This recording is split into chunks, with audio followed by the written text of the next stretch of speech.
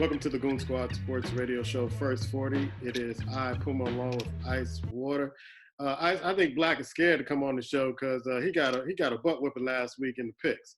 So I don't know. He hasn't shown his face in the last couple of weeks. But we know you're working hard, bro. Yeah, hey, but it's like that. But at least he sent his picks. See, and he doesn't have to defend them. But that's okay. I'll keep sending them that way because I'm getting closer to him. That's all I care about. You ass grabbing him right now. You tail grab. I don't know about ass grabbing him. I'm close. I don't know if I'm grabbing nothing like that. That ain't really my forte. I hired somebody to do that. All right. Hey, man, let's talk about Cap.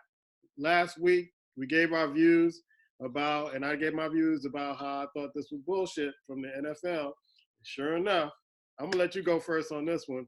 Your recap on the aftermath of the Kaepernick weekend, the workout with the NFL.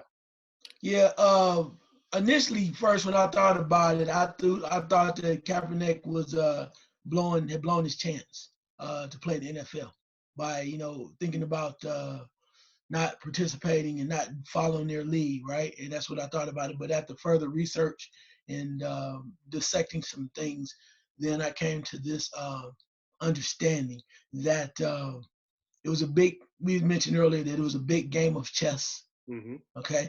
And it was like who's going to trump who. And when I thought about that, and I listened to almost everybody, listened to Red Lot and listened to a lot of different people.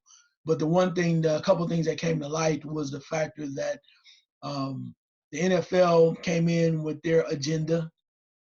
Initially, I thought Cap should just go through with it and show up 25 teams, it's all set up for him, and just show them that you're as good as you can be. This is your shot. And then doing further investigation, then finding out that the fact was they had added or changed something to a waiver that they wanted him to so much maybe give up his rights. Yeah. It depends on how you look at it. So that was in play. And then Kaepernick's people come back and they provide their own document. And that was not accepted. And then it just went, the games began. That's what I said. One thing I do think, a couple things I'll say off of this is the NFL came out and they did what they did. Kaepernick came out. See, the thing about the Kaepernick thing is they had this plan. He knew. That's just my opinion. He knew. Because you don't just, somebody said, you just don't change this at the last minute. No. So it's like, from the beginning, it's like the NFL did what they did. They had this in play, and Kaepernick had this in play too, because to have security, to have everything in place, to have the cameras, and a crowd of people wearing your shirts, you just don't do that in the hour or the day before. This is what he was going to do from the beginning. It is what it was. So it was a chess game. So the NFL says we have 25 scouts there, 25 teams waiting for you. And Cap was like, no, I'm going over here. And it was a chess match. So it was almost as if when he did show up at his presentation, when he was at his workout, it was like it was his way to say, I've been wanting to say this for so long. Yeah. And now I'm getting this off my chest, and I'm telling you what I really think. And I've been waiting 3 years. This is what you guys have done to me, and now this is how I feel. And we're waiting, and all of that. He kind of grandstanded. It made him a great martyr still to a lot of people, but I think his shot is done. So the NFL won on their standpoint because they said, hey, what else can we do? We did all we could. We gave you opportunity. You said we did not do that for you. We created the atmosphere, and you let a small document get in your way. Cap, in turn, turns around and says, that's crazy. I did it on my terms. You know that you understand that document that you provided was bogus, and this is what you stand for. And I wanted the whole world to see this. Mm-hmm. And that's his right. That's his opinion to do that. But initially, like I said, I thought he should have just went through with it. But after understanding his perspective, I kind of had to change the heart as to how he went about it. It's his right to do it. I do think that I do think he will not play in the NFL again.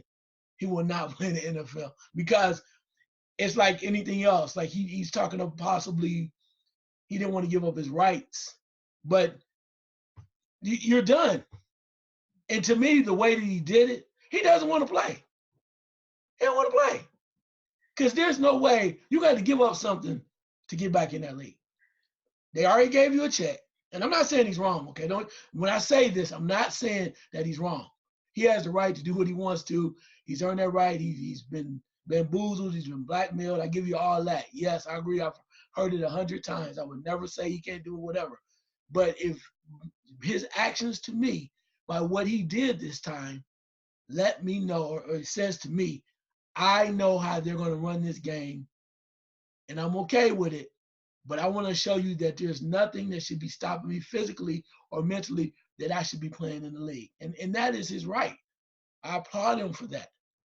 But if you want to play in this man's league, the certain kind of men's league that make these decisions, then they hold the cards like that.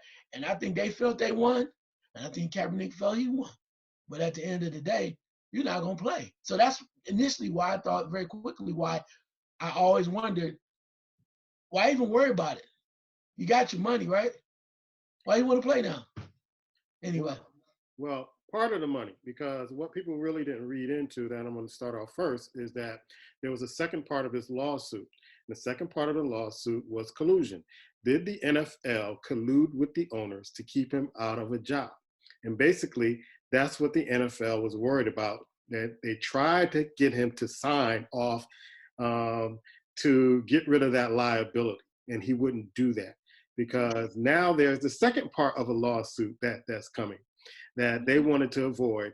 And I think Kaepernick's group have the proof that they colluded against them. And so the NFL knew that they had their short and curlies in a tight grip. So they were trying to get him to sign his bogus contract. I said from the beginning, this was bullshit from the NFL. And Cap knew that there was bullshit. And whoever was representing him knew it. That's why you said that, smile, because you said earlier about he knew what was coming. If he didn't want to play football, I don't think he would have showed up in the first place. I don't think you don't do that. If they bring this offer and you didn't want to play football, you go, you know what, I appreciate it, but nah, I'm good. But you took the time to fly down to Atlanta and to go out there preparing to work out for 25 teams, which I think was bogus, where you had no cameras, no media, it wasn't transparent. Mm-hmm. And so he was like, okay, if you're going to set the stage that way, I'm going to make it transparent so everybody can see my skills, everybody can see I can still play, and I'm going to showcase it. And you're right. I think he said a lot of things that he's been wanting to say, and I know Black has said this over the years. I wish he would stand up and say something. Well, he did, and he made a statement. And I think he exposed the NFL for who they are. They're a big conglomerate, and they're trying to make him, they're trying to blame the victim. He's been victimized in this particular process, not the NFL. He's been victimized. He's been punished for something that's not even punishable. And so to do that to him for 3 years, I think is a travesty. And I think I'm glad that, and I said last week, I hope he doesn't cave in. I hope he stands on what he needs to stand on. Now, it didn't really bother me, but you and I went to school, and we majored in mass communication. And we all know that when you get a story, you have to check the sources, you have to kind of wait. A lot of people want to scoop the story first. And this is the problem. We talked about it on Black Show and Black Men Talk, how the journalism wants to scoop the story. And you had a lot of, I'm going to call them out, handkerchief head Negroes, stepping fetches, who stepped out there and talked about the shirt Kaepernick was wearing, what he was doing, this and that. What did you say anything about his performance? Did you say anything about the videotape you saw him where one executive from the NFL said, this guy is an elite quarterback? You put a story on the Reality of Sports and the Goon Squad Sports radio page and Facebook about 100 quarterbacks who have been in the league since Kaepernick's been put out of the league. And I didn't see any one of them. I didn't see not a one. And maybe people can correct me on this. Maybe I need to look at the list again. Which one of those guys took a team to the Super Bowl? Mm-hmm. Which one of those guys would you really want to have on your team? There were guys that you didn't hear of since they left college and then picked off the football field coaching high school, all this other stuff. And I think what he did was expose a lot of things that the NFL are trying to kind of put the shield up first and all the kind of negative and bad things behind them. But when you have those handkerchief head Negroes coming out and saying certain things, and I'm going to say Stephen, I'm going to call him Stephen Asshole from now on. Because he is. He goes after the black athlete like nobody's business. And he's ESPN's clown. He's ESPN's boy. Because you never see him go after a white athlete the way he does black athletes. You never seen it. The one woman he did go after about to sue his ass and put him in suspension. Woodlock is another one. There's a bunch of them. Shannon Sharp. Love Shannon Sharp. But get the story straight first. Yeah. Stop your comments first. Get the whole story first and then report it. But when you come out like that, you don't look credible. You look like a buffoon now because it was a reason why Cap did that press conference after the workout. He was pissed. And I was like, something happened with that meeting with the NFL and something happened that he didn't like and it hasn't come out yet. So I purposely did not call you in black to talk about it. I wanted to wait to see what was coming out. So I started reading the story and I started putting out stories about the collusion case. I talked to some gentleman Monday night about it. I'm like, there's a collusion case that's pending that the NFL doesn't want. Mm-hmm. So I think Cap wants to play. I think he's been wanting to play for 3 years. But why punish a man for what he didn't do anything that's punishable? Yeah, I'm with you on that. I guess my issue with it though is we're talking about this is not like regular business though, bro. They've been doing it forever. They've been doing it forever. And granted, he might be able to, he's working on, you mentioned about the evidence with the collusion. We'll see how that plays out. But they've been playing this game a long time. There's a reason why they do what they do. The reason why I said that, I mean, I agree with all that. But I think that at the end of the day, they're going to have clear-cut evidence that all the teams colluded against him. Everybody that we talk about from a outsider's view, to us, it seems like it's a no-brainer, right? Yeah. We've been saying that for 3 years. It seems like it's a no-brainer. But they still have not been able to cut through. Because if they were able to, I mean, he got his money on the first end, right? And maybe there's another check waiting for him, which the NFL will gladly pay to keep that out of whatever it needs to be. So whatever that comes down to. But in regards to him playing, I still say, this is just me, and I know we're going to disagree. We're going to agree to disagree on this. Okay? I think he went there thinking, yeah, he wanted to show you that he could play. But he knew when he came in there that his opportunity really to play, to really get out there and somebody call him, you can't tell me he believe somebody's going to call him. Nobody's called him in 3 years. Well, that's my point. So my point of it is, they would have called him within the 3 years. Right. I agree with that. I agree with that. I guess my point is, though, he could not literally believe that because he went out there and worked out, somebody's going to call him after that. It has not happened. That's what they're doing.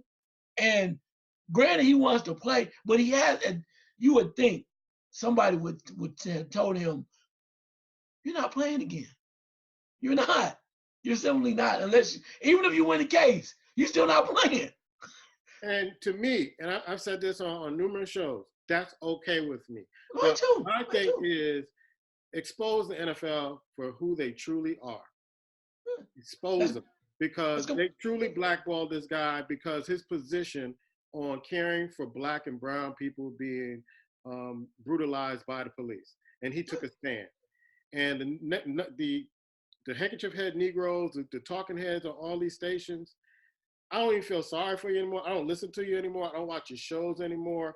And you got to know that you're pawns, and you got to know that you're those networks' boy. And you're going to say, think about this, folks. Think about this and listen to me very carefully. Fox, CBS, ESPN, anybody who shows the NFL are in bed with the NFL. So they will trot out these talking heads to talk against anybody who goes up against the NFL because they're getting paid by the NFL. They're in bed with the NFL. Why would they say anything about the NFL unless it's so egregious that they have to report it because everybody outside is reporting? So I expected them to start talking that junk about, the shirt he's wearing, all this stuff, everything but his ability and why he actually did what he did. So I hope he exposes I hope he exposes the NFL. I really do. I truly do. I'm with you, but again, it comes back to me, and I said it to you before from the beginning: is divide and conquer. You can't tell me back over the 3 years if a certain group of players had decided to sit out that it could have made a difference. But he's on his own plight. He's standing up as on his own 2 feet as a man, and he's making a difference. I give him that. But I still come back down to the players, and a lot of people have told me, well, they don't want to risk their money, their livelihood. Okay, I get that. But if you really want the difference to be made, if you really care about him, if you really say, we're going to stand up. See, and I'm going to say this, and I'm not sure how this will work, but back in the day when that union was strong, the Gene Upshaw days, the Gene Upshaw days, yes, where the stars were like, we're not going out, we're going to stand by our brother or the cause that we're doing, we're going to stand up for that we believe in, that would have been how it would have worked. This would have happened back in the day with the Gene Upshaw days. You would have had a number of stars that stood out, and guess what the NFL would have to do? They would have to make a difference the same way when they had the scabs and the strike. It is affecting their business. Yeah. That can't happen. Kaepernick sitting out for 3 years does not affect their business. It affects it to a point of you get some bad publicity, but the games still go on. The games still go on. You need more than one guy. You need a force to make this happen. Now, granted, I don't know what evidence they have. He might be able to do something different, and if he does, wonderful. It's been a hell of a task so far. 3 years in, it's gonna be even a more difficult task, and I hope he gets what he's looking for. Yeah. So here's what I'm gonna say, and we're gonna drop this because we got some other things we need to do. That if you don't stand for something, you fall for anything. And a lot of these players, teams, owners have fell for it, and commentators. And here's what I'll say: he stands as a man in my book, and he's not going to compromise what he believes in and his values. Black players, white players, any type of players, the Players Association in the NFL, you're all slaves. And Kaepernick just exposed that. You're all slaves. Because none of you are fighting for him, except Ed Reed and a few others. I got to give props to Ed Reed and some of those players. He's within the system trying to do some things, but it's so much he could do. But he's a real man, and you all are slaves. You're slaves to this. And you never stood up to really try to help this brother out. So you can't talk to me about the brotherhood and fraternity about football anymore. It is not. It's every man for himself. It's every man for himself. I really want to say, I just don't know. Sports. We're supposed to be about brotherhood and watching out for each other, looking out for each other. And you let this brother hang for 3 years, and none of you said anything. You kept making your money, and none of you said anything. Don't say it in private. Make your stand. Stand up and be a man. And that's why I have a lot of admiration for Kaepernick. He stood up and he's a stand-up guy, and he is standing for something bigger than football and bigger than himself. These knuckleheads that are in the NFL, and I will go in a lot of other sports when things have happened, but let's stick with the NFL tonight, that you're all slaves. You're all slaves on a plantation. It's plantation mentality, and it reminds me of that part of the Mandingo, where the brother was getting hanged. And check out that on YouTube. He was getting hanged, and he said, "You killed me. You killed me. I want you to remember that." So NFL players, black, white, or whatever, you killed Kaepernick. Players Association, you killed Kaepernick. Let's go to NCAA basketball, man. Look. Can we say your boy Eric Reed's on that line too? I know you want to give him a pass, but he's still getting the check, bro. I'm gonna just keep it at 100. I ain't mad at you. You still getting the check. Anyway, let's go to NCAA basketball.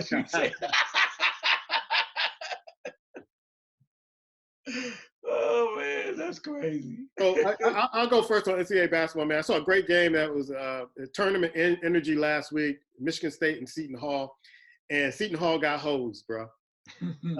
I stayed up late that night because I found out who won, but often in nights when I see good games that the scores are real close, I want to see how it kind of panned out. And Seton Hall is one of the teams I'm tracking this year. And I watched that game.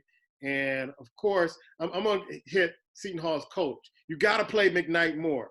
McKnight and Powell are a 1-2 punch. You got to put them in more. There are other guys on that team. But Powell went off that night. And there were 2 plays at the end. Seton Hall had 2 possessions where they were fouled. and they did not call it, and it was at Seton Hall, and that would have put him up and won that game. But I don't know why the refs swallowed the whistle on that, but that was a tournament atmosphere game, and I'm looking forward to this season because these picks are going to be wild, bro. I don't know who to pick that's going to be number one at the end of March Madness, but that's one of the games that I saw. I'm watching the Indiana game right now. Indiana has a brother by the name, he just got back this season, Devontae Green, who's a senior. Indiana's 4-0 in the Big Ten, and nobody's really talking about him. But I'll let you have your crack at the eye test on NCAA basketball. Oh, yeah, a lot's going on. I'm going to throw this right at you. I told you I'm always looking for something. I threw Florida State at you before last week. I'm going to give you another one. And they're like number 19 in the country right now. They played a tough team, a team that really shocked some people last year in the tournament. That was Colgate. They were favored by 14. They ended up winning by 30 plus. I'm talking about Auburn. Okay. Auburn's 5-0. Yeah. Auburn has their leading scorer, Samir Darty, Virginia Commonwealth transfer, doing much work. Also, they have Isaac Okoro.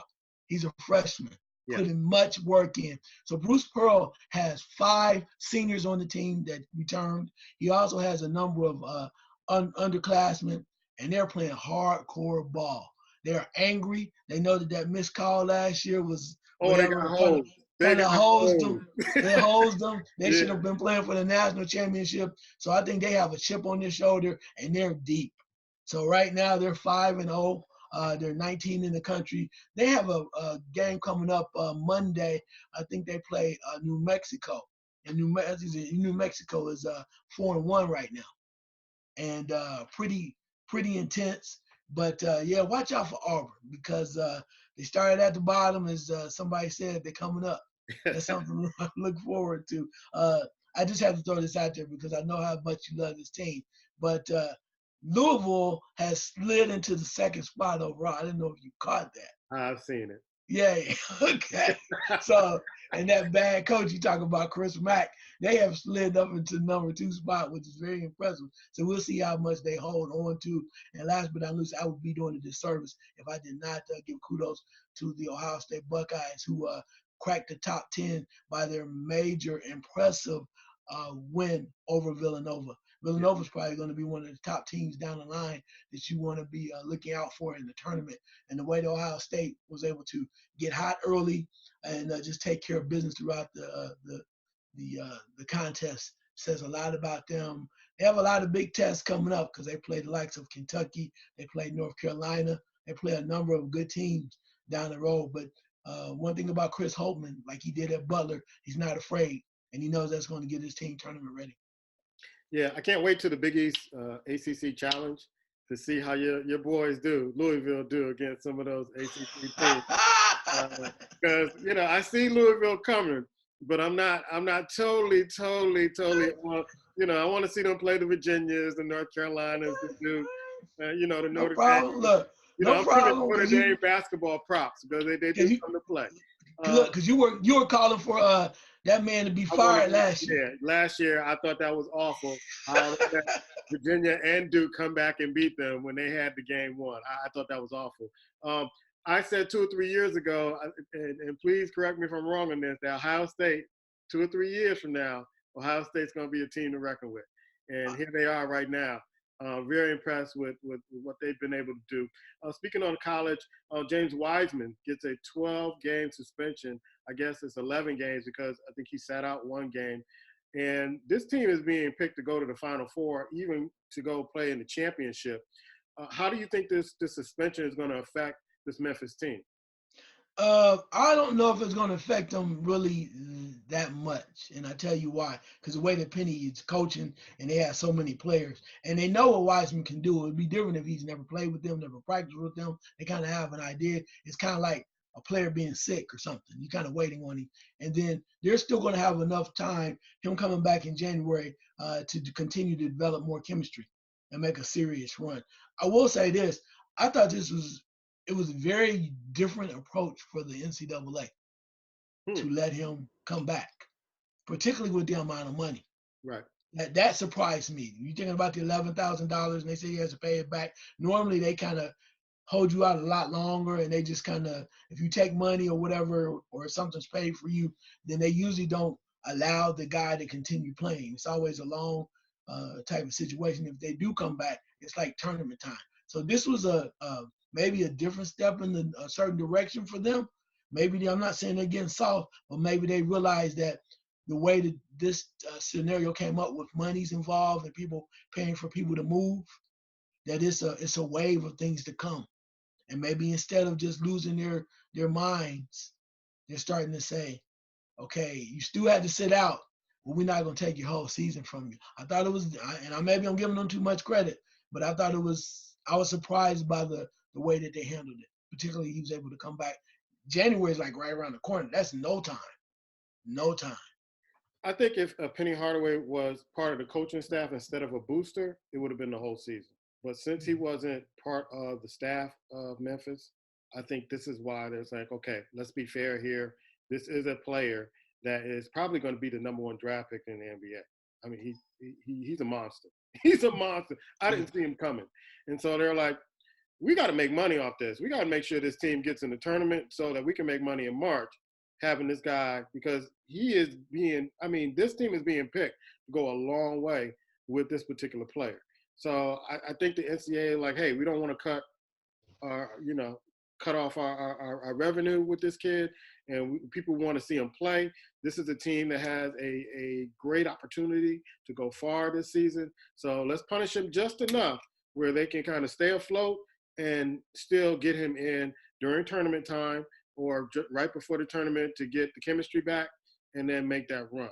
But, yeah, I was surprised, too, that it wasn't a whole year. Mm-hmm. For the simple fact that they defied the NCAA and said, I know he's ineligible, but we're playing him anyway. Until you say, he has to get off the floor. I think he's still able to practice with them, so maybe that will help them out too. So we'll see on that end. Let's talk a little bit. You know what I really want to talk about? I really want to talk about boxing. Let's go to boxing first, then we'll go to the NBA because Melo's back, baby. Melo's back with the Portland Trail Blazers. I always thought he should be with the Portland Trail Blazers because they need another scorer. And then Pau Gasol got waived out of Portland Trail Blazers because his foot injury is not quite there. And they're like, we don't have time to wait. And he's getting older. Your thoughts real quick on those two. Then we can talk about the big fight this weekend. Yeah, Pau Gasol, first of all, let me say Melo. I'm glad to see he got an opportunity to come back. I think he can help them. They do need that. They need scoring from the 4 position. The one thing that blew me away, though, was the fact that he has not really practiced with them at all. Mm-hmm. And he showed up at the game, and he took the second most shots on the team. He just got there. But Dame wasn't playing. So still. Yeah, is he that much better than everybody else out there? I don't know about that one. That surprised me a little bit. I was like, you think he's an old Melo? But anyway, I was blown away by that. But then you mentioned about Pau Gasol. Just that factor that I think Father Time has showed up on him, and injuries have kind of beat him up a little bit. And I think he knows that it was, and they said there's a chance that he might serve as a coach or as a mentor, which I think would be a great thing for them because he can't physically play. You're paying him anyway, so you might as well get something out of it. So I think that's major for him and them. Okay, let's go to a fight this weekend. This is a fight that you've been waiting for. I've been waiting for. Ortiz versus Wilder. Tell me a little bit about the fight and your predictions. I'll give you what I think is going to happen in my predictions. So let's get the folks, because we usually keep it for the podcast, but let's give the folks in the first 40 a little taste of some boxing. Yeah, let me just say this. I know you got your little group and your little crew and what you think about. That's cool. You got your little crew and what you think. And that's all well and good. That's what makes the show great. I'm just going to say this. I think that both men are strong. Wilder, the first time, I think he really didn't realize what was going on. He didn't know how tough Ortiz was. He got a taste. He really found out what it was like to fight and why nobody wants to fight Ortiz. But this time around, I think he's really understanding. It's like, okay, if he comes back with the same way, I need to pull back. I need to not be so anxious to knock him out. I need to kind of let it flow. I can still get him. But I think they have great respect for one another, but they're still going to fight. And when they get into the fight, it's really going to be fireworks. I do think Wilder, the second time around, like I think he will do if he had an opportunity to fight Fury again, he's going to kind of be more patient and wait and wait. And if he does that, and unless Ortiz comes with something different, and I think he's going to be moving a little bit more, Ortiz that is, trying to move around, try to box a little bit more, try to get inside, I still think Wilder's going to get him because he is who he is. If Ortiz is unfortunately, he's a one-trick pony. He's going to try to be different, and he has a puncher's chance. Don't get me wrong. He can put him down if he catches him. But I don't think he's going to catch him. And I think Wilder will win this probably about round 9. He'll probably catch him. Knockout round 9? Yeah, uppercut. You just heard that. Uppercut. Okay. All right. Here's what I think. Wilder has not become a boxer since the last time I seen him fight. So, he's still a knockout artist. The hate. I don't take anything away from him. He's a knockout artist. He's not a boxer. So I think Ortiz is coming in knowing this, and he could take a page from Tyson Fury. Wait until Wilder kind of loads up, because I don't think Wilder's going to be that disciplined. I think when the crowd starts cheering, he's going to just throw all the game plan out the window and go after the knockout. I'm rooting for Ortiz in this one. I'm really rooting for Ortiz in this one. And Wilder may win by knockout 9, but I would be surprised if Ortiz gets in a decision or a TKO, because Ortiz is one hard nut to crack. And so he did crack it the first time, but I think Ortiz will learn from that, and I think he'll be more disciplined this time, because he was going after him, and, he hurt him a couple of times, but he couldn't finish him. And so, like I said, if Wilder has changed, I'd be surprised, but I don't think he could get that discipline and become the boxer he's supposed to be from his last fight, the one-round knockout. I think he's the baddest man on the planet. He's going to go in there trying to knock folks out and trying to put on a show and show off the Alabama way, and I hope he gets put on his seat. I really do. That's my opinion. I'm not mad at you. And my evil crew does too.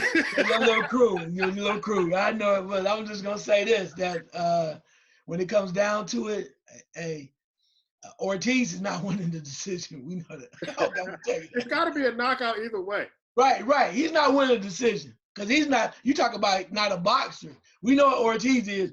Woo, it's like the second coming of George Foreman. That's who he is. That's why nobody wants to fight him.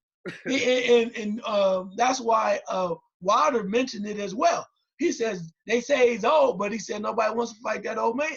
Mm-hmm. Nobody wants that. That's why I respect Wilder for fighting him twice. Nobody wants that. I would love to see anybody else get into ring with Ortiz, because outside of Wilder, maybe Fury, because I think he would have the skills and the know-how to move around and stay away.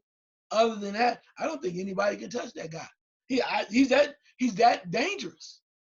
So that's why I always give Wilder credit for that. Nobody wants to see that man. Yeah. They don't. That's true. Hey, man, we got a couple of minutes left, and Black has already put his picks in. He says he can't make it for the next show, so he put his picks in. Give me a minute or two of what kind of stood out for you in Week 11 NFL. You did really well this week with an 11-3 record. Yeah, that still didn't make no moves when you still unconscious. But it's all good. You know what? I'm going to keep fighting the fight till it's over. The Cowboys and the Lions, Dak Prescott doing what he did, 444 yards, shows me they're totally going away from the Ezekiel Elliott being the major focus of their offense. And I think it's a major mistake. Yeah. You got to split that up because you're going to need him at some point. What can you say? Ravens over the Texans. Man, they just keep getting hotter and hotter. I told you I'm going to put that money down. Might be too late because the odds have changed. And last but not least, Atlanta's winning with smoke and mirrors. They finally threw the ball to Ridley, but I still don't believe it. So it was a still crazy year. Congratulations to you because you hot. Hell, this probably did the best I did all year, and I'm still down. We do our picks on Blog Talk Radio, the Goon Squad Sports Radio show.